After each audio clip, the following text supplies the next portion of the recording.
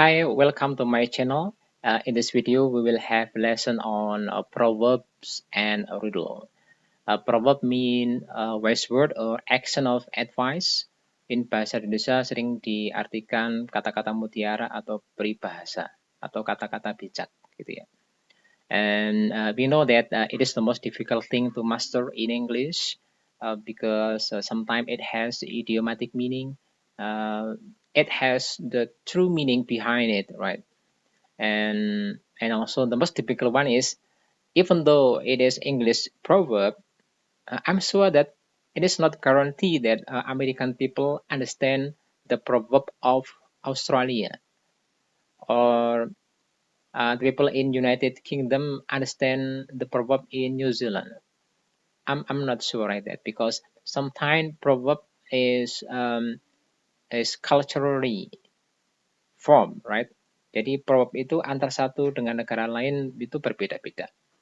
Kata-kata mutiara walaupun sama-sama negara berbahasa Inggris, itu belum tentu orang Inggris paham dengan proverbnya orang Australia dan sebaliknya gitu. Nah, ada beberapa proverb yang umum yang sudah sangat dimengerti ya. Saya kira contoh di sini, coba kita ambil contoh di sini. Ini hampir semuanya tahu kalau ini ya.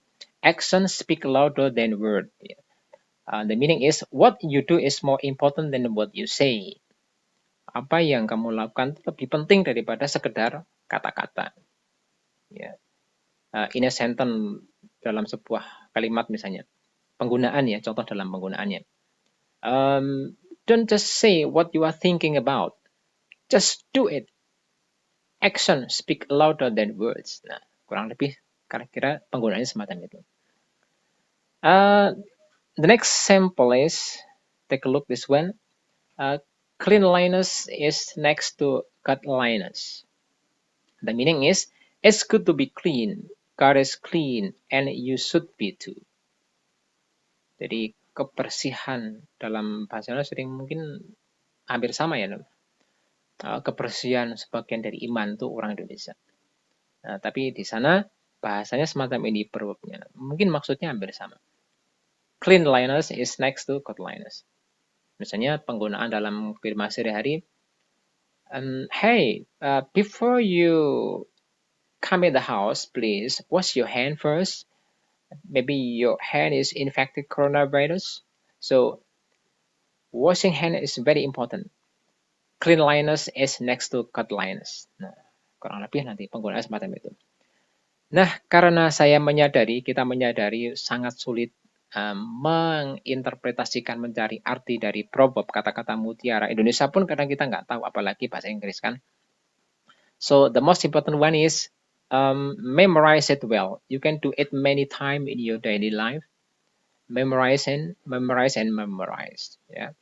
Okay, let me take another sample. Ya, karena penting ini, tidak sekedar hanya materi yang tidak keluar dalam tes. Ini ada KD-nya ya. Kita perhatikan dulu KD-nya di sini, atau kompetensi dasar atau the basic competence. Kita diharapkan bisa menafsirkan fungsi sosial dan seterusnya bla bla bla terkait dengan proverb and riddle. Nanti riddle kita bahas nanti, sekarang kita fokus ke proverb ya. Menafsirkan. Jadi untuk bisa menafsirkan, otomatis kita harus punya kemampuan kosakata yang bagus. Jadi vocab ini modal pertama, vocabulary, dan mengertilah kata per kata dulu gitu kan. Itu nggak menjamin. Jadi maka saya katakan the most difficult thing, the most difficult lesson, because even though you have mastered the word by word, kata demi kata, it is not guaranteed that you understand the proverb. Tapi lumayan dengan memahami kata demi kata, nanti kita bisa menebak apa itu maksudnya. Ya, jadi kita hanya guess ya, menebak. Dan mustahil nanti akan bisa memahami, menginterpretasikan atau menafsirkan proverb itu jika kita tidak tahu kata demi kata atau vocabnya tadi. And then skill-nya diharapkan kita bisa menangkap makna dari proverb itu. menangkap. Jadi sekali lagi ketika ada bunyi menangkap, nanti wujud kalimatnya, wujud soalnya berbentuk listening atau reading. Nah, diharapkan, jadi kesimpulannya kompetensi dasar yang diminta adalah the basic competence menafsirkan atau interpreting dan menangkap makna. Catch the word, catch the sentence in bahasa Indonesia. Ya, ketika kita dari sudut pandang orang Indonesia. And then this is another example of proverb. A bad workman always blame his tool. Jadi kita langkah pertama adalah kita harus tahu kata demi kata, what is bad, what is workman, what is always, what is blame, what is his tool. Nah, kita langkah pertama itu. Ini baru mencari kata secara literally, right? Jadi secara kata itu kita harus tahu. We have to understand literally the sentence. Nah, setelah memahami kata per kata, baru kita guess, ya, menebak, ya, atau menginterpretasikan sebenarnya maksud realnya itu apa. What is the real meaning? Nah, ini the meaning, right? After we have understand the literal meaning, or it is the interpretation. Ini bahasa interpretasinya. Bahwa a bad workman always blame his tools. The meaning is a person with deficiencies find excuses for his lack of skill. Contoh yang berikutnya, all that glitter is not gold. Nah, ini juga problem kan? Glitter itu artinya apa? Ini harus cari di kamus. Please find it in a dictionary. Jadi selalu kita bersahabat dengan kamus kan? Dictionary. And then kita mencoba di bahasa Indonesia, ada nggak yang mirip-mirip peribahasa dengan ini? Meraba-raba. Atau barangkali kita sudah punya pengalaman ya dengan kata-kata bijak di bahasa Indonesia. And the meaning is, everything that is attractive on the outside may not be really valuable inside. Bahwa sesuatu yang menarik ya di luar may not be really valuable inside. Belum tentu berharga. Yang menarik itu belum tentu berharga. Ya. Semua yang berkilau, ini kan dalam bahasa mungkin ada peribahasa yang mirip ya, bahwa semua yang berkilauan itu tidak selalu emas. Bahwa emas itu selalu berkilau, tapi semua yang berkilau itu tidak selalu emas. Jadi sesuatu yang menarik atau berkilau itu belum tentu berharga. Jadi kita jangan sampai ketipu gitu maksudnya mungkin Prof ini. Penggunanya katakanlah semacam itu dalam sebuah kehidupan sehari-hari. And then the next one is better late than never. Lebih baik terlambat daripada tidak pernah gitu kan. Ini kita sudah kenal ini ya. Hampir banyak negara yang sudah mengenal proverb ini. Di Indonesia juga hampir sama. Lebih baik terlambat daripada tidak pernah. Ini biasa ya. Nah, nanti silakan untuk menguasai materi proverb ini. Ya, once again, if you want to master this lesson, you have to read and memorize it well. Do it as much as possible. Do it frequently.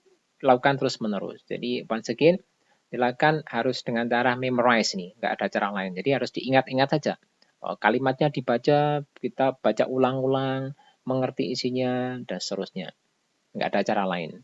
Karena walaupun kosakata Anda bagus, banyak kosakata, nanti ini kebetulan ini kosakata proverb di sini kita familiar ya dengan sini ya. Barangkali nanti ada proverb yang tidak familiar, maka kita harus dengan cara satu-satunya yaitu menghafalkan, memorize it. Ya. Okay, that's about proverb. Itu triknya. The next one is riddle. Riddle. Teka-teki ya gitu ya, kurang lebih ya. Riddle itu sering dikatakan teka-teki. Atau apa lagi ya? Ini teka-teki. Ini juga lebih sulit mungkin ya. It is more difficult than proverb sometime ya, sometime. Bagi orang yang belum pernah pengalaman mendengarkan, it is more difficult than proverb. Teka-teki, karena tidak menjamin juga kita mengerti maksudnya, tapi nggak tahu jawabannya. For example like this, what has hand but cannot clap? Coba silakan cari jawabannya. What has hands but cannot clap? Apa yang punya tangan tapi tidak bisa tepuk tangan, tidak bisa disatukan tangannya itu. Jika dipaksa disatukan, dia akan mati. What has hand but cannot clap? Itu sulit kan?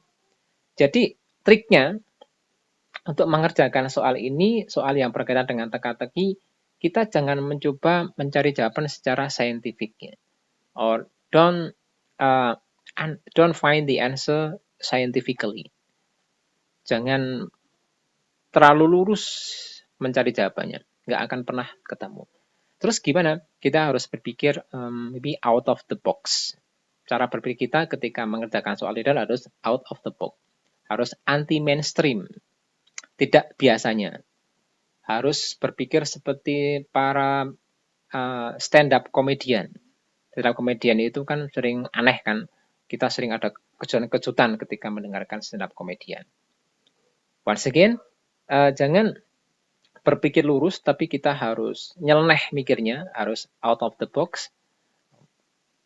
Jangan scientific mengerjakannya, karena nggak akan pernah. Ini cuma materi kadang dipakai untuk apa ya, untuk brainstorming, untuk pemanasan, untuk pergaulan gitu kan, untuk pergaulan. Coba yang nomor 1, what has hand but cannot clap? Jawabannya asal bisa diterima tidak masalah ya. Yang penting cocok dengan pertanyaan. Ini jawabannya adalah clock ya. Jam.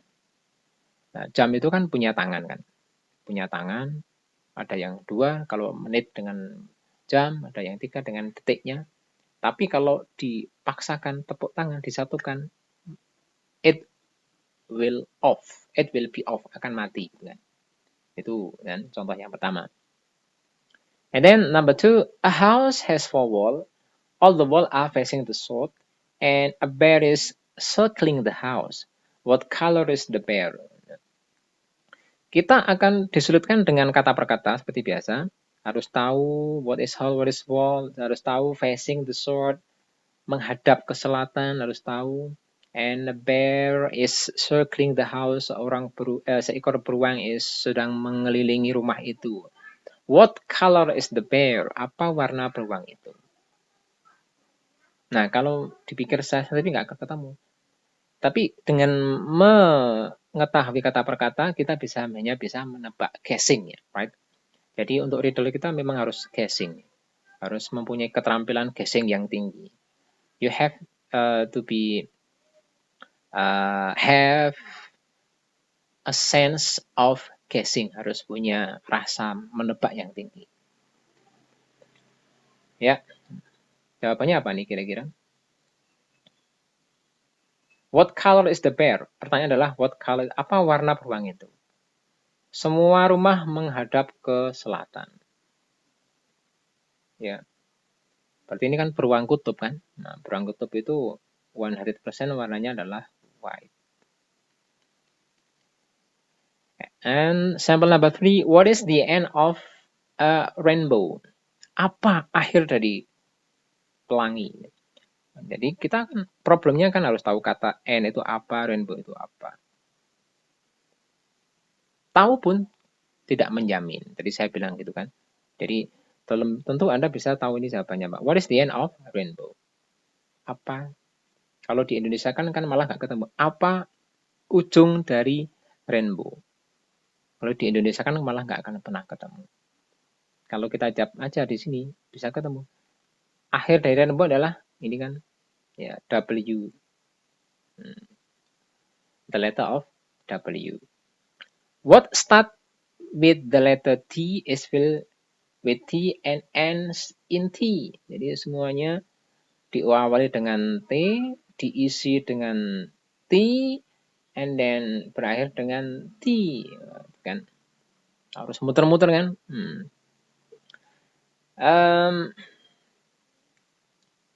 Ini untuk pekerjaan sendiri ya. Nomor 5, coba sekarang nomor 4. Kira-kira jawabannya apa? What is the answer? What start with the letter T is filled with T and ends in T. The answer is, coba start with T.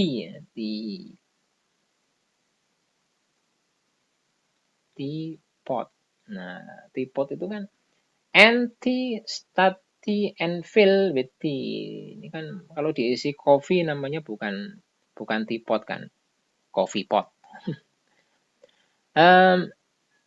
That's riddle and proverb, but two lesson is not easy to master, right? So what you have to do is, in this riddle is, think outside of the box. And for proverb is, memorize it well. Use it in a daily life. Memorize and memorize. Nggak ada cara lain kalau nggak diingat. Ini kebetulan tadi contohnya yang mudah-mudah ya. Nanti kalau ketemu dengan proverb yang sulit, nah kita sudah pernah menghafalkannya. I hope you enjoy this video. Don't forget to like, share, and subscribe if you think that it is useful for you. And if you want more the videos, just check my channel. See you later. Take care.